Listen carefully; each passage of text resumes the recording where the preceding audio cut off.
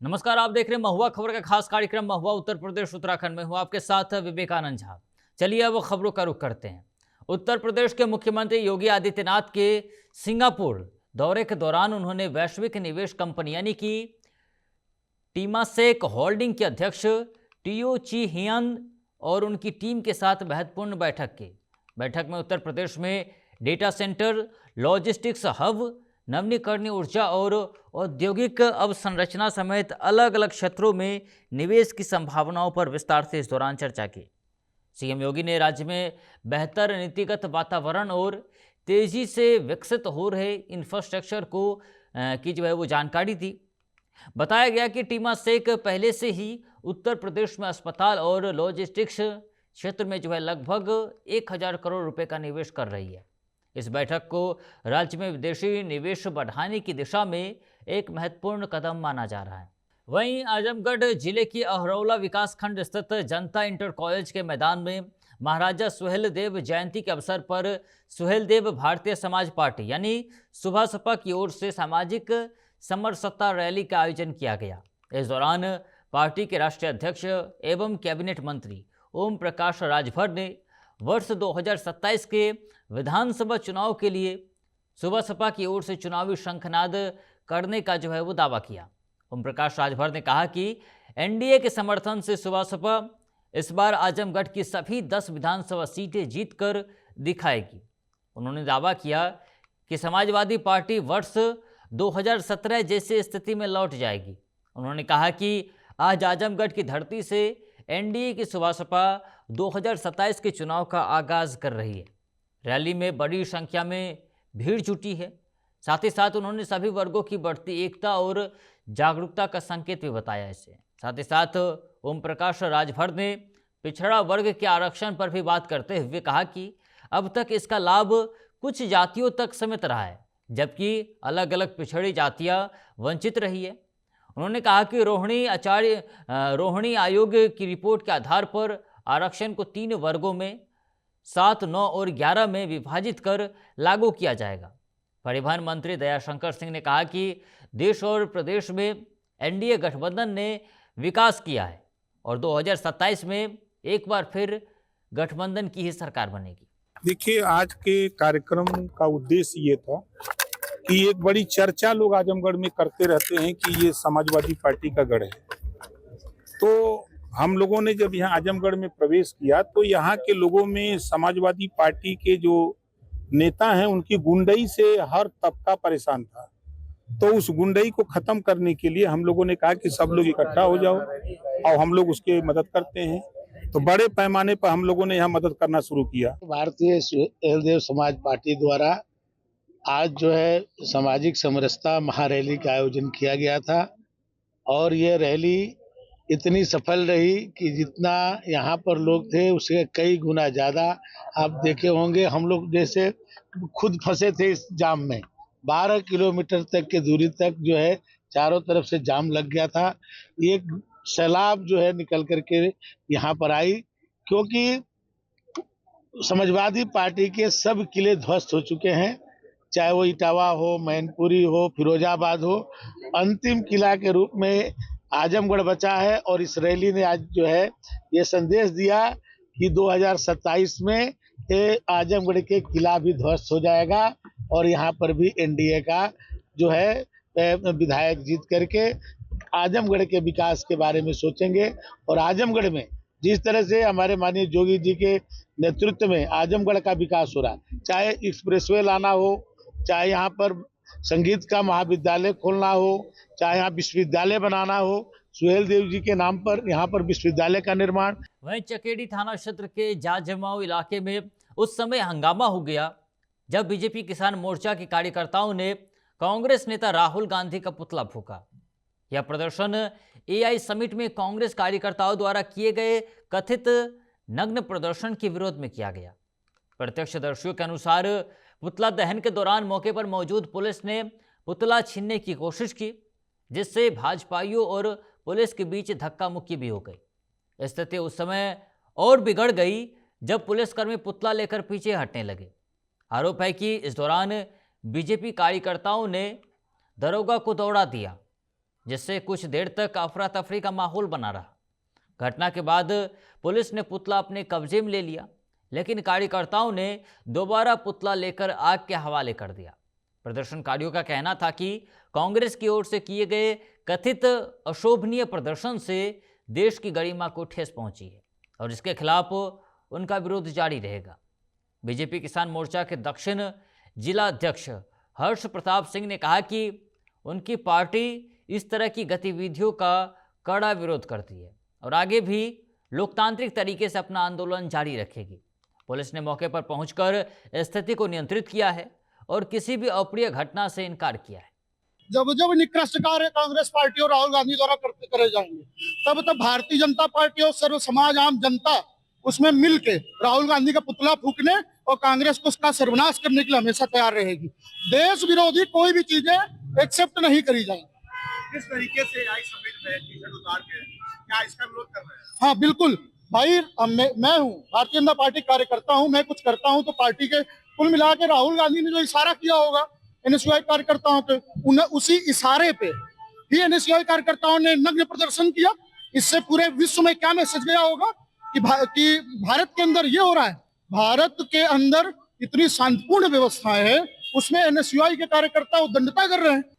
वहीं उत्तर प्रदेश के बलिया जिले के सोहाव ब्लॉक अंतर्गत मेंड्रो कला गांव स्थित प्राथमिक स्वास्थ्य केंद्र पर आयोजित मुख्यमंत्री आरोग्य मेले में डॉक्टर की गैर मौजूदगी से ग्रामीणों में नाराजगी फैल गई है।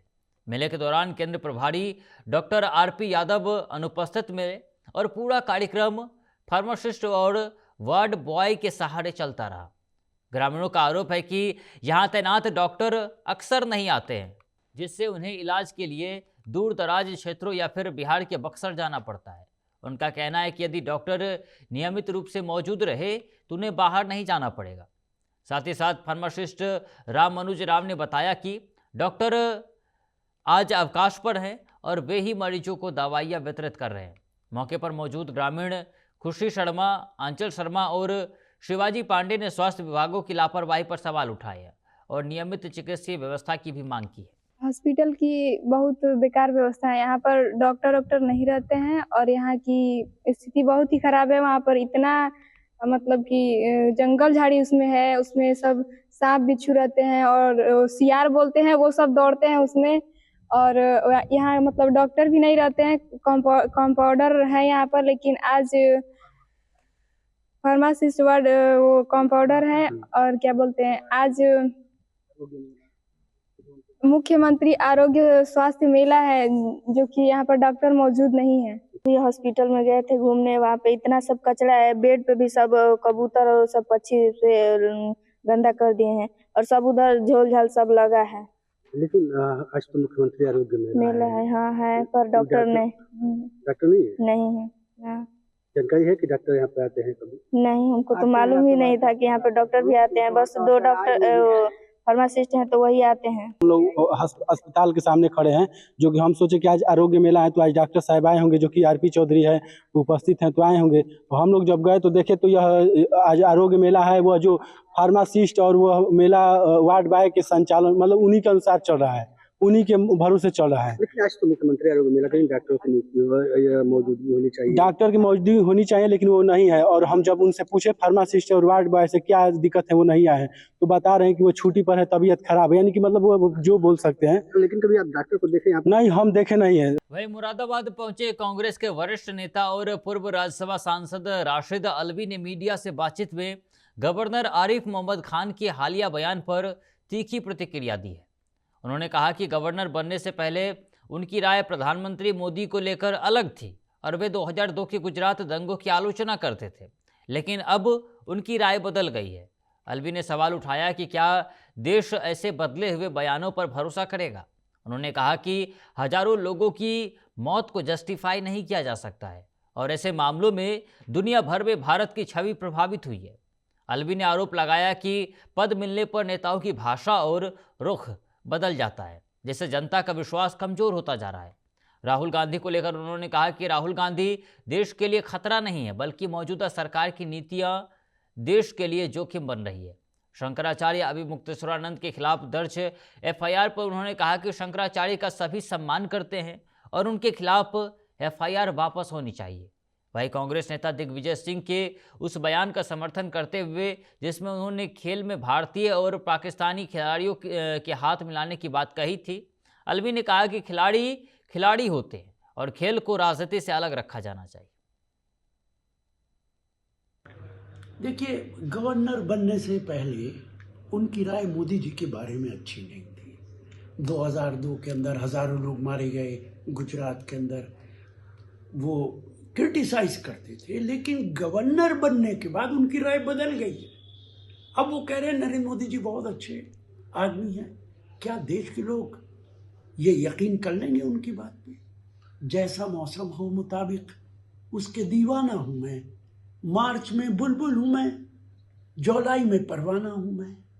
क्या वो लोग जो हजारों लोग मारे गए, क्या उसको आप जस्टिफाई करेंगे? क्या उसके बाद मोदी जी के बारे में दुनिया के अंदर उनकी क्या इमेज बनी, क्या उसको जस्टिफाई करेंगे? क्या बाबू बजरंगी का वीडियो आपने देखा है? अगर नहीं देखा तो उसे देखिए और उसे जस्टिफाई कीजिए। इसीलिए देश के लोग राजनीतिज्ञों पर भरोसा करना खत्म करते जा रहे हैं। वहीं लखनऊ विश्वविद्यालय परिसर स्थित लाल बरादरी पर ताला लगाए जाने के विरोध में छात्रों ने मंगलवार को जोरदार प्रदर्शन किया। छात्रों का आरोप है कि विश्वविद्यालय प्रशासन ने परिसर के भीतर स्थित ऐतिहासिक लाल बरादरी और उससे जुड़ी मस्जिद को बंद करा दिया है, जिससे धार्मिक गतिविधियां बाधित हुई है। लाल बरादरी को लेकर बताया गया कि इसका निर्माण अवध के नवाब नसीरुद्दीन हैदर ने वर्ष 1800 में कराया था। यह इमारत विश्वविद्यालय बनने से पहले की है और भारतीय पुरातत्व सर्वेक्षण यानी ASI द्वारा संरक्षित स्मारक है। लाल लखोड़ी ईंटों से बनी यह ऐतिहासिक इमारत लंबे समय से परिसर की पहचान रही है। मस्जिद के दरवाजे बंद होने के बाद छात्रों ने लाल बरादरी के बाहर अजान दी और वहीं नमाज अदा की। बड़ी संख्या में छात्र मौके पर जुटे और प्रशासन के फैसले का विरोध इस दौरान किया गया। इस दौरान आपसी सौहार्द का भी उदाहरण देखने को मिला, जब नमाज अदा कर रहे मुस्लिम छात्रों की सुरक्षा के लिए हिंदू छात्रों ने घेरा बनाकर व्यवस्था संभाली। छात्रों ने मांग की कि लाल बरादरी और मस्जिद को तत्काल खोला जाए और ऐतिहासिक धरोहर के साथ धार्मिक भावनाओं का सम्मान किया जाए। प्रशासन की ओर से अब तक इस मुद्दे पर कोई औपचारिक बयान सामने नहीं आया है। वहीं आजमगढ़ के माहौल टिकोड़िया मैदान में राष्ट्रीय वीर महाराजा सुहेलदेव राजभर की जयंती के अवसर पर भव्य कार्यक्रम और विशाल जनसभा का आयोजन किया गया। इस मौके पर उत्तर प्रदेश सरकार के कैबिनेट मंत्री अनिल राजभर ने महाराजा सुहेलदेव की वीरता, पराक्रम और देश भर में उनके योगदान की सराहना की। साथ ही साथ उन्होंने कहा कि महाराजा सुहेलदेव ने विदेशी आक्रमणकारियों के खिलाफ संघर्ष कर समाज को सम्मान और स्वाभिमान का संदेश दिया। जनसभा में कई जिलों के से वो भारतीय जनता पार्टी के कार्यकर्ता और समर्थक बड़ी संख्या में पहुंचे। कार्यक्रम के दौरान 2027 के विधानसभा चुनाव को लेकर भी राजनीतिक संदेश दिया गया और दावा किया गया कि आगामी चुनाव में आजमगढ़ की सभी सीटों पर भाजपा जीत हासिल करेगी। अनिल राजभर ने कहा कि प्रधानमंत्री मोदी और मुख्यमंत्री योगी आदित्यनाथ की सरकार ने महाराजा सुहेलदेव के सम्मान में उनके नाम पर विश्वविद्यालय की स्थापना कर ऐतिहासिक कार्य किया है। उन्होंने आरोप लगाया कि पूर्व की सरकारों ने महाराजा सुहेलदेव की उपेक्षा की, जबकि वर्तमान भाजपा सरकार उनके सम्मान और विरासत को आगे बढ़ा रही है। कार्यक्रम में राष्ट्रभक्ति और सामाजिक सम्मान का संदेश भी इस दौरान दिया गया। माँ भारती की जो सेवा की है, आप समझिए कि उस कालखंड में इतनी बड़ी लड़ाई उन्होंने लड़ा, 5 लाख सेनाओं सहित सैयद सलार मसूद को मारने का काम तब किया जब सैयद सलार मसूद भगवान श्री राम की अयोध्या जी पर कब्जा करने के लिए आ रहा था। और वो लड़ाई कितना महत्वपूर्ण थी, उसका असर कैसा था कि उस लड़ाई के बाद 175 साल तक देश पर किसी ने किसी प्रकार का आक्रमण करने की हिम्मत नहीं की, कोई हमला नहीं हुआ। कितनी बड़ी लड़ाई थी, लेकिन जो सम्मान महाराजा सुहेलदेव राजभर जी को मिलना चाहिए था। वही जनपद उधम सिंह नगर के रुद्रपुर स्थित सुभाष कॉलोनी में नशा तस्करों के खिलाफ कार्रवाई के दौरान पुलिस और ANTF टीम पर हुए पथराव मामले में पुलिस को बड़ी सफलता मिली है। इस घटना में शामिल 3 आरोपियों को गिरफ्तार कर लिया गया है। बताया गया कि कार्रवाई के समय कुछ असामाजिक तत्वों ने अचानक टीम पर पथराव कर दिया था, जिसमें ANTF और एक जवान घायल हो गया था। घटना के बाद से आरोपी फरार चल रहे थे और पुलिस उनकी लगातार तलाश कर रही थी। सटीक सूचना के आधार पर पुलिस टीम ने दबिश देकर तीनों आरोपियों को गिरफ्तार किया है। गिरफ्तार आरोपियों को कोर्ट में पेश कर न्यायिक हिरासत में भेजने की प्रक्रिया की जा रही है। पुलिस अधिकारियों के अनुसार मामले में अलग अलग आरोपियों की भूमिका की जांच भी की जा रही है। इस संबंध में CO सिटी प्रशांत कुमार ने बताया कि अपराधियों को किसी भी हाल में बख्शा नहीं जाएगा। कानून व्यवस्था से खिलवाड़ करने वालों के खिलाफ सख्त कार्रवाई लगातार जारी रहेगी। उन्होंने कहा कि क्षेत्र में शांति और सुरक्षा बनाए रखना पुलिस की प्राथमिकता है और भविष्य में भी नशा तस्करों के खिलाफ अभियान तेज किया गया। सुभाष कॉलोनी में हमारी ANTF की टीम ने एक धरपकड़ की थी, जिसमें एक परिवार ने पुलिस पर पथराव किया था, जिसमें मुख्य अभियुक्त नदीम उर्फ नाजिम था और उसके परिवारजन थे, जिसमें मुकदमा पंजीकृत किया गया था। 10 लोग नामजद थे। इस मुकदमे में 2 मुलजिम पहले ही अरेस्ट हो चुके हैं और जिन लोगों ने इसमें इनको शय दिया था वो भी इसमें अरेस्ट हो गए हैं। इसमें कल शाम हमने 3 और मुलजिम अपने हिरासत में लिए हैं, जिनका नाम है सूरज और इसके सहयोगी हैं, और इन लोगों को पकड़ा गया है। जो बाकी ये तीनों लोग नामजद थे और जो बाकी लोग इसमें नामजद हैं उनके खिलाफ भी दबिश लगातार दी जा रही है। जल्द गिरफ्तार। तो फिलहाल के लिए महुआ खबर का खास कार्यक्रम महुआ उत्तर प्रदेश उत्तराखंड में इतना ही। ऐसे तमाम खबरों के लिए देखते रहिए महुआ खबर। नमस्कार।